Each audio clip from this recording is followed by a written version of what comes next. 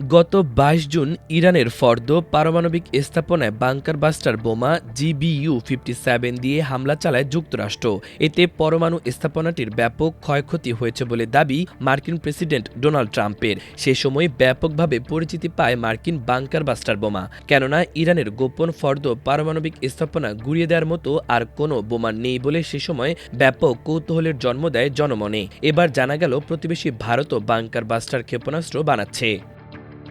সংবাদ মাধ্যমের প্রতিবেদনে বলা হয়, ভারতের defence research and development organisation DRDU অগ্নি-5 এর নতুন ভার্সন তৈরি করছে। এই অগ্নি-5 ৮০ থেকে ১০০ মিটার মাটির গভীরে গিয়ে কংক্রিটের আস্তরণ ভেদ করতে পারবে বলে দাবি করা হচ্ছে। ৭,৫০০ কিলোগ্রাম পর্যন্ত বিস্ফোরক বহন করে নিয়ে যেতে পারবে এই ক্ষেপণাস্ত্র।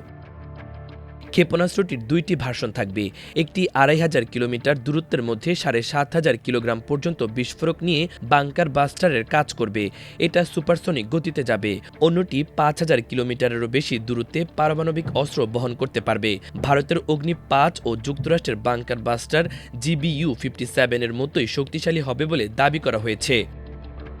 বাংকার বাস্টার ক্ষেপণাস্ত্র হল এক বিশেষ ধরনের ক্ষেপণাস্ত্র যা মাটির গভীরে ঢুকে লক্ষ্যে আঘাত করতে পারে এবং military bunker, command centre, missile রাখার জায়গা ও অস্ত্র ভাণ্ডারে গিয়ে আঘাত করতে পারে। সাধারণ যুদ্ধাস্ত্র বা বোমা মাটির ওপরে গিয়ে পড়ে এবং বিস্ফোরণ হয়, কিন্তু বাংকার বাস্টার মাটির ভেতরে ঢুকে কংক্রিটে গিয়ে বিস্ফোরণ ঘটায়।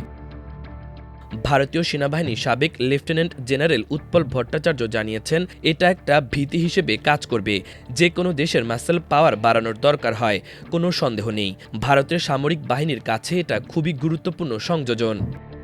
উৎপল ভট্টাচার্য জানিয়েছেন, এই অস্ত্র মাটির গভীরে চলে যেতে পারে। কয়েকটা পর্যায়ে এর ডেটোনেশন হয়। প্রথমে ওপরে হয়, তারপর ভিতরে ঢুকে বারবার তা বিস্ফোরণ ঘটাতে পারে। এটা নির্দিষ্ট একটি কোণে রাখতে পারলে টার্গেটে সবচেয়ে ভয়ঙ্কর আঘাত করতে পারে। তাই এই অ্যাঙ্গেল বা কোণটা খুবই জরুরি। তিনি জানিয়েছেন, এখন মার্কিন বাংকার বাস্টার দেখার পর ভারতের এই প্রয়াস নিয়ে আলোচনা হচ্ছে। তবে ভারত আগেই এই অস্ত্র বানানোর প্রক্রিয়া শুরু করেছে। আধুনিক যুদ্ধে এই বাংকার বাস্টার খুব জরুরি বলে মানা হয়, কারণ অন্য দেশের কমান্ড ও কন্ট্রোল কেন্দ্রগুলো এখন মাটির নিচে থাকে। অস্ত্র, জ্বালানি, রাসায়নিক ও জৈবিক অস্ত্র মাটির তলায় রাখা হয়। সেগুলোতে আঘাত করতে চাইলে বাংকার বাস্টার দরকার হয়।